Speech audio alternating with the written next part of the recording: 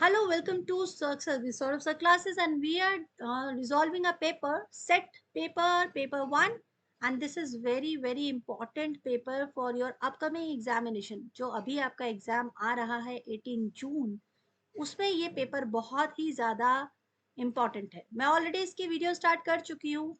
1 to 20 तक question uploaded है, and now I am doing question number 21. 21 question number जो है आपका, ये इसमें हम लोग करेंगे जो आपके डीआई के क्वेश्चंस है, रीजनिंग के क्वेश्चंस है, वो सॉल्व करेंगे और बहुत ही इजी ट्रिक के साथ करेंगे. ठीक है, तो क्वेश्चन नंबर 21 क्या कह रहा है? What is the arithmetic mean of the integer from 1 to 51? Mean के जो क्वेश्चंस होते हैं बहुत इजी होते हैं, बट अगर हम इसको इस डर से, मतलब कई बार स्टूडेंट छोड़ देते हैं कि यार मैथ्स नहीं होता, कैसे करेंगे. मैं आपको सिंपल वे में बताती हूँ. जब आपसे कोई इंटीजर दिया जाए कि 1 to 51 तक के बीच का मीन बताना है, औसत बताना है. अब औसत बताना है अगर, तो सिंपल सिंपल मुझे बताओ कि 1 से 51 तक के बीच का नंबर क्या होगा? 51. ठीक है, क्या नंबर होगा? अगर यहाँ 50 होता तो मैं कहती 25 होगा, बट यहाँ 51 है और यहाँ 1 है, तो नंबर होगा 26. अब मैं इसको देखो ऐसे ना, होगा क्या कि आप कंफ्यूज ना हो जाए, इसलिए मैं इसको एक ट्रिक के साथ, फॉर्मूला के साथ समझा रही हूँ. क्वेश्चन को कैसे करना है, एक ट्रिक है कि वो नंबर मुझे नहीं मालूम है, तो मैं सपोज उस नंबर को मानती हूँ n. ठीक है, सपोज करते हैं n है.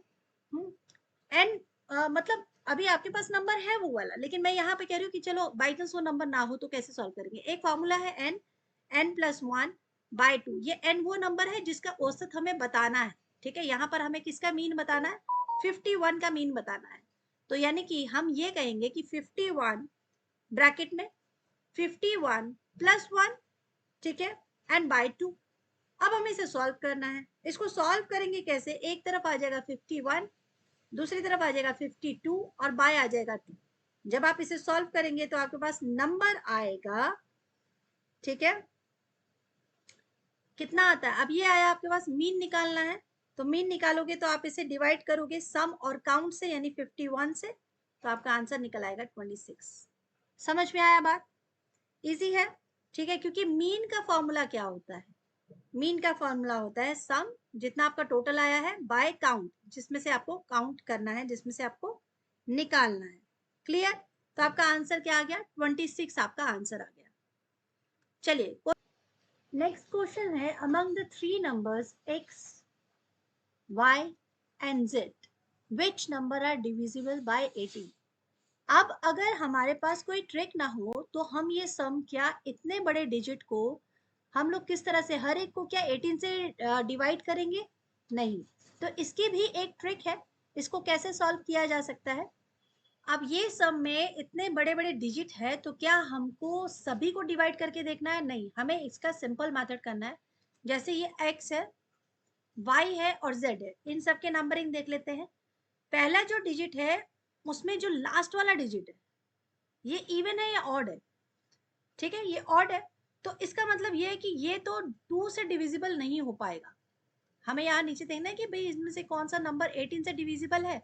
तो पहले हम ये देखते हैं कि अगर ये 2 से डिविजिबल नहीं हो पा रहा है तो 18 से भी नहीं होगा. ठीक है, अब y की बात करते हैं. y के डिजिट में लास्ट में है 8, तो ये इवन नंबर है, ये तो बिल्कुल हो सकता है. अब यहाँ z में देखें तो ये भी इवन नंबर है, ये भी हो सकता है. यानी कि अब हमें क्या करना होगा, इसे थोड़ा सा और सॉल्व करके देखना होगा, क्योंकि हमारे पास 2 नंबर में क्लैश हुआ है. तो क्या करेंगे, इन सबको डिवाइड करके देखेंगे? नहीं, इन सब नंबरों को आपस में ऐड कर दो. यानी कि अगर मैं देखूं x में 1 + 8, 8 + 8, 8 + 1, इन सभी डिजिट को अगर मैं ऐड करती हूँ तो मेरे पास टोटल जो सम ऑफ डिजिट आता है वो कितना आएगा? ठीक है, फिलहाल फर्स्ट का तो हम देखते ही नहीं है, क्योंकि ये तो 1 है ना, ये तो डिविजिबल भी नहीं है. y का देखते हैं, y और z का देखते हैं. स्मार्ट वे में करना है ना, y और z का देखते हैं. अगर y का टोटल नंबर में देखो तो सम ऑफ डिजिट आता है 62. ठीक है, क्या 62 9 से डिविजिबल है? नहीं है. तो वो फिर 18 से भी डिविजिबल नहीं होगा. यहाँ पे समझ में आ गया? 9 और 18 है ना, फैक्टर्स होते हैं ना. अगर 9 से डिविजिबल नहीं है, 2 से डिविजिबल है, लेकिन 9 से नहीं है, 18 से नहीं है, तो ये भी नहीं होगा. अब बात होती है z की. तो z का टोटल नंबर है 8118, 81188, 118, तो टोटल हो जाता है इसका 54. 54 18 से डिविजिबल है, तो 18 से पहले हम 9 से चेक कर लेते हैं तो इजीली हो जाएगा, ठीक है ना। तो बस आपका आंसर क्या आया, Z। नेक्स्ट क्वेश्चन है, a person was working to transfer bricks from a place X to place Y where the distance between X and Y। एक जगह से उसको ब्रिक्स लेके जानी है दूसरी जगह पर जिसका डिफरेंस जो आ रहा है वो 200 मीटर है, ठीक है, 200 मीटर है। At a time, the person was carrying 15 bricks starting from the place X after traveling 5.5 kilometer while working. How many bricks were shifted to the place? मतलब at a time, एक time पर वो 15 BRICS लेके जाता है, 200 metre की दूरी पे जाता है। आपको बताना है कि 5.5 किलोमीटर अगर वो ट्रेवल कर चुका हो तो कितनी ईंटों को वो शिफ्ट करेगा। बताइए कैसे किया जाएगा ये सब। जब भी ऐसा कोई क्वेश्चन आता है तो सबसे पहले हमें कहाँ ध्यान देना है, हमें यूनिट्स पे ध्यान देना है कि कौन कौन सी यूनिट्स यूज हुई है। अब मैं अगर इस क्वेश्चन पे देखूं तो मुझे क्वेश्चंस में ऊपर में डिस्टेंस में जो यूनिट है वो मीटर है, लेकिन जब मुझसे क्वेश्चन लास्ट में पूछा गया है तो यहाँ पर बोला है 5.5 किलोमीटर, ठीक है। तो सबसे पहले मुझे क्या करना होगा, पहले मुझे किलोमीटर को मीटर में बदलना होगा।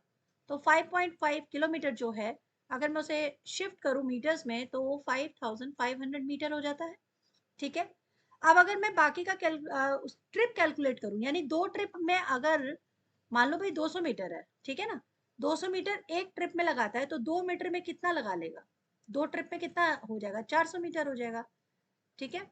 अब मैं निकाल लेती हूँ कि बाकी का जो है डिवाइड करके कि उसका कैसे रहेगा, ट्रिप में जो है कितना टोटल रहेगा। तो 5500 मीटर में से अगर मैं 400 मीटर को पर ट्रिप में डिवाइड करूं तो 13.75 ट्रिप हो जाएंगे, जो टोटल नंबर ऑफ ट्रिप होंगे, ठीक है। इतने ट्रिप वो मारेगा टोटल, 5.5 किलोमीटर का मतलब हो गया कि वो टोटल इतने ट्रिप मारेगा, ठीक है। चलो अब हमें निकालना है कि भाई ट्रिप तो चलो इतना लगाएगा लेकिन वो कितनी ईंटें यानी कितनी ब्रिक्स लेके जाएगा। तो यहाँ पर मैं एक तरह से समझती हूँ कि टोटल जो है वो 13 ट्रिप्स लगाएगा। अभी 0.75 को बाद में देखेंगे, पहले राउंड वाले को सॉल्व करते हैं। तो अगर मैं 15 ब्रिक एक ट्रिप में लगा रहा है तो 13 से मल्टीप्लाई करूं तो आंसर मेरा आ जाएगा 195। क्लियर, क्या आंसर आ जाएगा 195। तो ऑप्शन कहाँ है, 190, 195, 210, 215। तो आंसर मेरा हो गया 195। क्लियर हुआ। चलिए नेक्स्ट क्वेश्चन की तरफ पहुंचते हैं।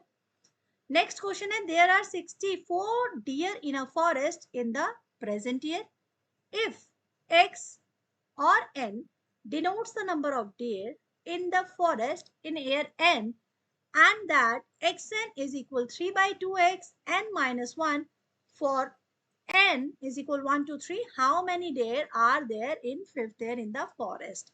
बस ऐसे क्वेश्चन आते ही आसपास में थोड़ा सा कंफ्यूजन होना शुरू हो जाता है, बट अगर हमें ट्रिक्स आते हैं तो इस तरह के सारे सम्स को हम इजीली सॉल्व कर सकते हैं, ठीक है। चलिए देख लेते हैं, पहले इसको इरेज कर लेते हैं। चलिए समझते हैं ये कैसे सॉल्व किया जाएगा।